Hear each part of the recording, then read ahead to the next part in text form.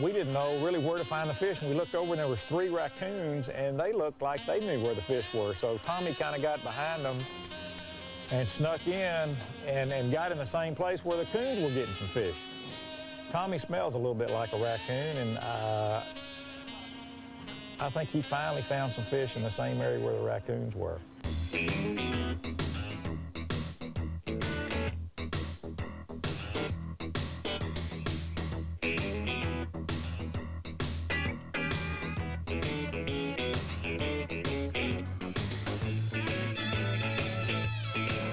This morning fishing with my dad and Jay Watkins was a great time. Anytime, obviously, you get to go out to go fishing is fun, but when you have that company, and especially with Jay showing us where the fish were, is a great time.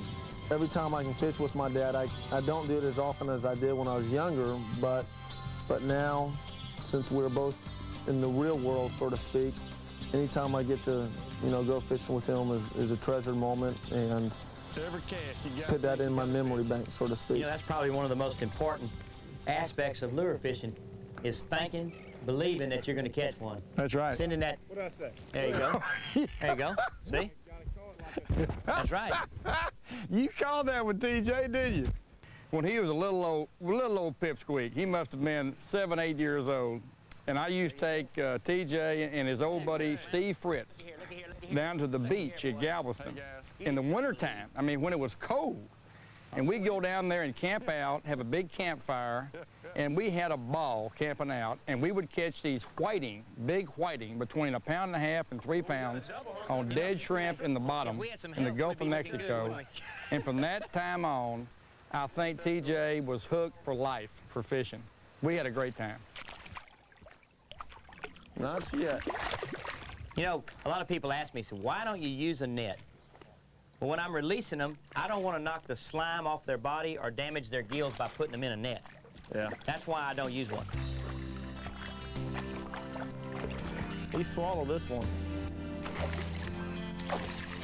He wants to jump in my waders. Come here, fella.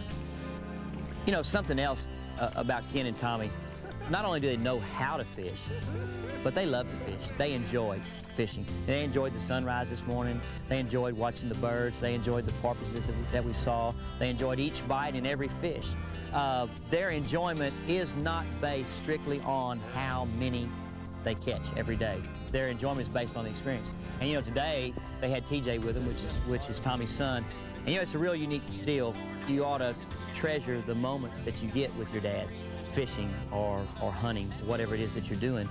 They love to fish. They bring their kids fishing, and that's real important. A lot of young men and young women don't get to fish with their parents, or don't have parents that have the time to take them fishing, or don't live where they can take them fishing. And so TJ's pretty blessed to have somebody that will take him fishing. So what I do is I grab him by the tail with my thumb and my middle finger. I just grab him by the tail and hold him right there. Okay. And when you pop him backwards and you pull him back, then you can reach down and grab him. Now you know what? The characteristic of a redfish is the black spot. Look at this fish. He has neither a spot on either side. That's very, very unique. Huh. You see a lot of them with one spot on one side and not the other. This one doesn't have one on either side. That's weird. And he did eat it. He did eat it? Yeah. There we go. All right. All right, we're going to let this one go. It's about a 24-inch fish. Yeah. Nice red. Learn something new today, Jay. Always when you let by the tail. When you let them go, let them swim out of your hand, just like him. Splash your glasses and... All right. Do you? Yeah. My favorite fishing, and Ken and I have fished all over the daggum world. We've enjoyed everywhere we've gone, but I'd say the top 3 fishing is right down here on the Texas coast, wade fishing for trout and redfish. And maybe I'm just brainwashed, but we were brought up fishing this way, and I still like fishing for wade fishing in shallow water for trout and redfish, and that's just the way I am. I think he's about close to 20 inches by now. Well, that's a beautiful trout. I'm gonna let him go back. Good guy. You're a good guy, TJ. You tip your hat. Tip your hat on that one. Say thank you. Thank you. Learn from one of the more experienced fishermen in this group. Tom Nelms, Senior. The Real Guys are brought to you by Pennzoil Marine, a new wave of protection specially formulated to protect your engine and engine warranty. By Toyota, every day belongs to you. Make it count. Toyota, every day. And by Comsys, Information Technology Services. Take it to the limit.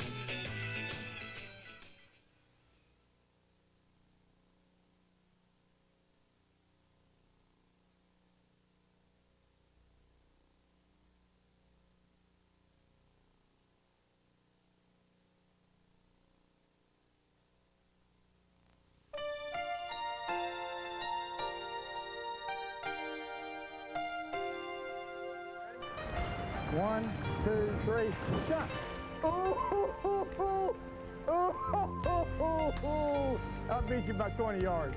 The first time, I remember this vividly, the first time I knew that my dad and Ken Ford were going to do something on TV, I ran into Amy Ford in a bar in Colorado, and she came up to me and she started talking to me, and she said, you know what our crazy dads are about to do?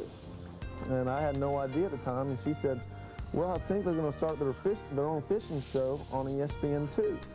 Well, we're at dinner is kind of like, I just want to let you people know that I'm going to be starting a fishing show. All right, you can go ahead and pass the piece. I mean, it just was like a matter of fact, like this is what I'm going to do. I'm going to have a fishing show. Ken and Tommy have been friends throughout their whole lives and have played sports and fished with their dads like I'm doing with my dad, and put together the show. And it's great, and we love watching them fish together and having a great time. And I think that's what makes this show happen is they're out there having a good time. They don't pretend like they know what they're doing every time, but they're common folks just like everybody else and just living it up. Oh, I got some line going out, Hoot. I got some line going out. Ooh. He just a little tiny bump. Yeah. I think it's a good trout. Is it? I think it's a good trout. That'd be nice. I mean, he dedicates, you know, a very, very large percentage of his time on this show and, you know, the people that he works with and Tommy and getting everything set. I mean, he loves it. He's excited about it. I mean, I think for someone to have that kind of drive and commitment towards a project, it's pretty cool. Okay.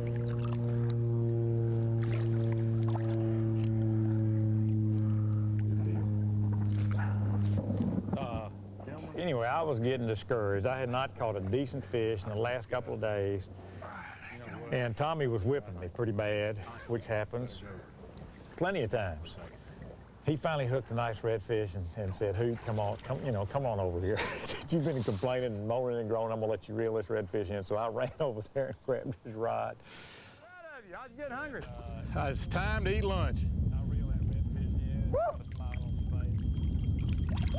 Let me see him. He's got a pretty little blue tail on him. All right. Just a second. I'm about to get him with my other hand. Grab him by the tail. I'm gonna try that, but I don't know about all that thing on the tail. Look how blue his tail is. Is that cool? Look at that. Look at that blue. Well, that's good. What I like most about the red fishing, and I think Tommy would agree with me, is the solitude, because most of the time you're fishing by yourself or maybe one other guy. You're in shallow water, you're waiting, and it's visual. You're looking for something to tip you off. You're looking for a tail, you're looking for a swirl, you're looking for a back out of the water. Combination hunting and fishing, and that's what I like about it. He's going. Thomas, I know what you want, because by looking at your body, it's time to eat lunch.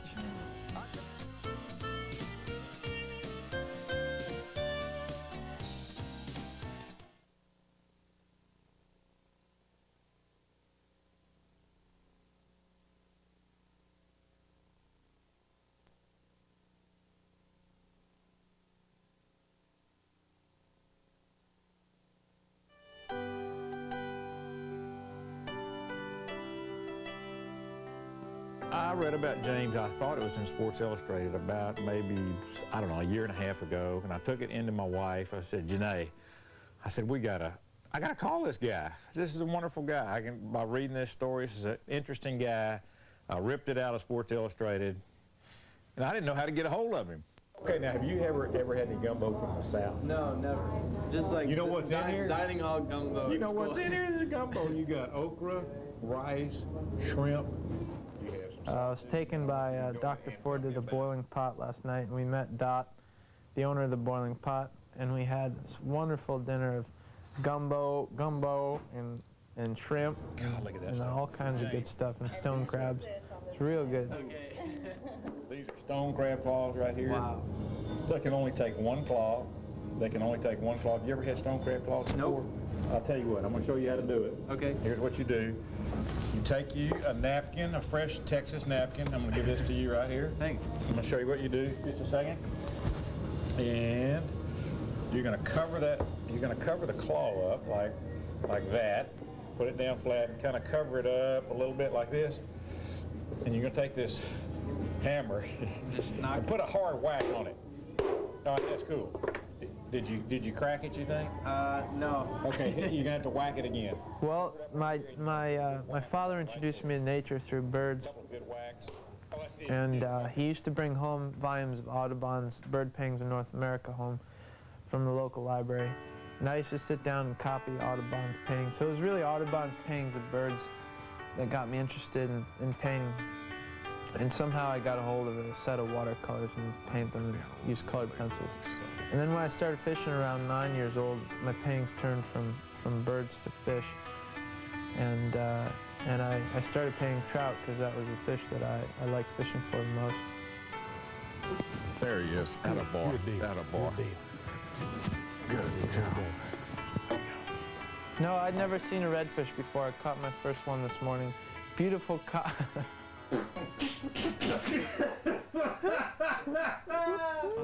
Go, no, come here. Oh, Ken. Take this. Get up there and start casting. We pulled through the ground that I thought would give us 3 or 4 fish. The thunderheads that were around and the lightning we had during the night may have had the fish a little nervous, off balance. They were subtle to the point that we really couldn't see them. When I decided to move, I inadvertently hit the boat with my pole, made a little noise, and boom, we happened to be right on a school of fish, and they scattered, and James got one out of it. Fish right down in there. You take the hook out of him? Well, this fish is so gorgeous. They're a pretty fish. It's marvelous. Beautiful. Thank you. Look at that. Good job, pal. Beautiful. Let him go? Yeah. This happens to be one. If you want a close-up of a gorgeous fish, this is it. I love that spot on the neck. Look how copper he is. Yeah. See the blue in his tail? That is copper, yeah. Good job. Thanks. Way to go. That was Man. fun. Ooh. So you just school up like that, and then... Yeah. I just came out with a book in June. It's called Joe and Me, and that's about my relationship with this game warden who caught me fishing when I was about 15 years I old. thought it was about you and Joe Frazier. Joe Frazier, no. Yeah, his name's Joe Haynes.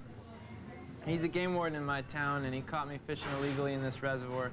And then he kind of took me under his wing and taught me a lot about the outdoors. So it became a friendship from that. Now, there they are. That's good. Strip it, strip it, strip it. Keep on, keep on, keep on. Once after you pick up and go right. Pick up and go right. Strip it out of there. Strip. That'll boy. That'll, you got him. Good shot. Awesome, baby. That's so cool. That worked. Oh, man. Now let's be real quiet. Let's be real quiet. Might be able to get another one out of there. Yeah. I got a little bit of the shakes. Well, I needed to pole in that situation for 2 reasons. I knew, or I had hopes, that there was a couple of schools of redfish there for us to play with. And one of the most effective ways to quietly move through the water and cover a lot of ground at the same time is to pole through that area. Just for the stealth and the amount of ground that I could quietly cover quickly. That's why we poled through that. I'm there. Oh, you're there. I'm here. Booger man. Well, look at the color. I'm gonna get my camera out. Hold the rod just for a second. Oh man, look at the color in that. That's pretty fish. He's not big. You got him on size. Nice fish. Just saying, let me get you guys sitting right there. Let me get the color. You got 2 spots. Real nice job, Ken. God dang it. Good look at me, guys. Jeez. Let me get one more. Want me to get a shot of yours? No.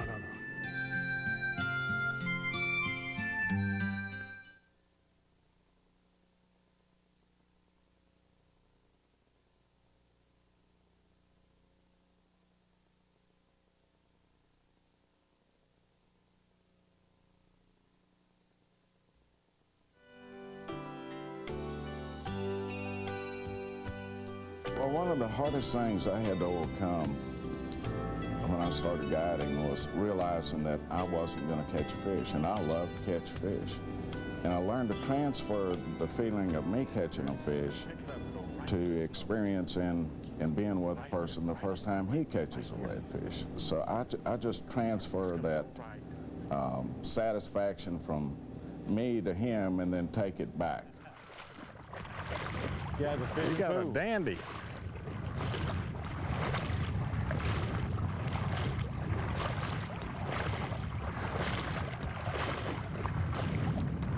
Oh. I realized like there wasn't a book on trout in North America like there was on birds in North America, like these paintings of Audubon's that I'd come to love. So I started writing to departments of wildlife around the country, asking people who worked there what kind of wild trout, native trout they had in their states. And as I come to find, there were usually 1 or 2 people in each state that studied rare trout, and you know, they could see from my letters that I was passionate about trout and would send me all kinds of information, photos, papers they'd published about the fish. And so this is the research that that I compiled, which would one day become a book. And as a freshman in college, I decided I had enough material for a book, and I sent out 10 proposals and was rejected promptly by 9 of the publishers. And then I got a call from an editor's assistant at Alfred Knopf, which is a publisher in New York. I went to visit this editor March of my freshman year, and he just turned out he was a fly fishing, you know, nut from Eastern Oregon, and he liked my proposal, but we didn't talk about my proposal the whole meeting. We just talked about fly fishing, which was okay with me. And then 2 years after that meeting, the book came out. So. And it's done pretty well, which is good.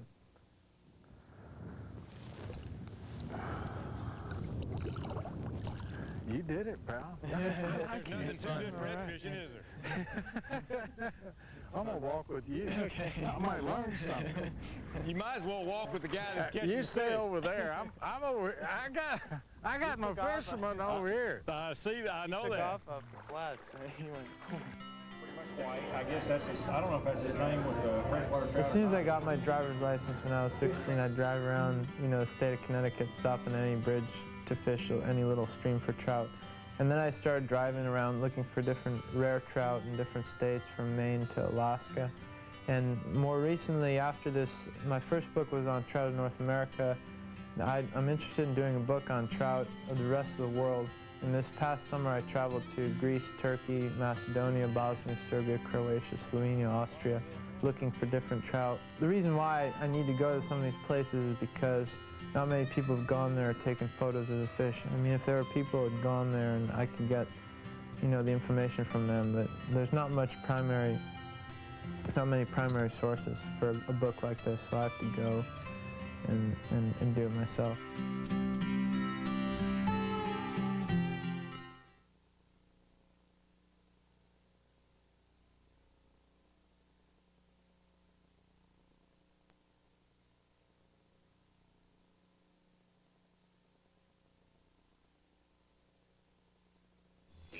The Real Guys have been brought to you today by Pennzoil Marine, a new wave of protection, specially formulated to protect your engine and engine warranty. And even Tommy Nouns can catch a fish on a Scott fly rod. High-performance fly rods by Scott. There's one right here, right here, right here. Cast, cast, cast. All right, that's good. Strip. Get on him, get on him. Chuck does the type of fishing Tommy and I like. And we're not great at it, but that's what we like to do. He loves to wade. He likes the shallow water. He likes to find the tails. He likes to get back in the grass, which is, you know, this is what Tommy and I grew up on. Really not with the fly rod, with the casting rod, but that's. You seen him, James? This is our kind of deal. Yeah, that boy. Cool job. I like this guy. Oh, wow. God, that was so fun. Man. That's nice, huh? Way to go, pal. That was cool. I told you, I like these guys from Maine. Yeah. You know, fishing as a vehicle to other things. You know, I met the real guys, you know, through fishing. If I hadn't done these books, I wouldn't have met the real guys. That's one example. Fishing's taken me to a lot of interesting places. It just has given me a whole new perspective on life, being from southwestern Connecticut where everybody's the same. You know, it's been wonderful. So the fishing hasn't been just fishing. I mean, there's been so much more to it, the camaraderie. That's super. That was pretty darn Let's funny. do it again. That was pretty darn funny. I think I see him.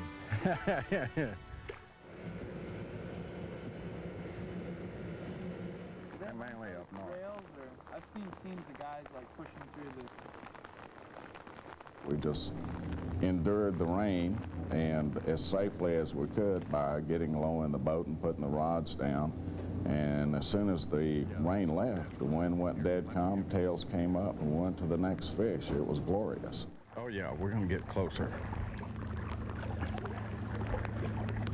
Is that okay to line back there? Yeah, that's fine. Here. All right, strip out there slow. That a boy. Holy cow. That's great. All right, now don't walk, don't walk, don't walk. They'll settle. All right, now just let him run, let you drag it. As soon as the rain stopped, we saw these fish come up, or the guide saw them, and it walked off with the guide and put the fly on the fish. Boom. That was fun. That's a good fish. Feels good. Wow. That's awesome. There's some more right here, right here. There's sharks right behind them, right in those swirls. Right behind this fish. All right, pop it out of there. Keep on popping. Don't walk, don't walk. That's a nice fish. Okay, don't read it up in there. That's good. That's good. That's a big old fish. Real easy now. All right, stop. Wow.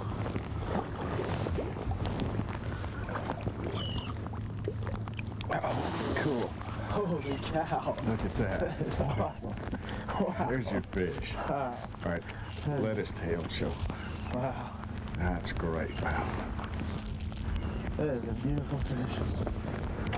I had a great time, you know, and they showed me what fishing can be all about. It's a good time, you know, with good people. And I haven't met too many fishermen that I didn't think were good people. It's as good as it gets with redfishing. That's the stuff that gets me coming back right there. And it happens once every year or something. Get him going. Ah, there you go. Thank you. Thanks so much. Way to go, pal. That was cool. There's another group of them in here somewhere. Yeah. There was a little disruption when he hooked it, wasn't Yeah, That was pretty cool. it? They all like that.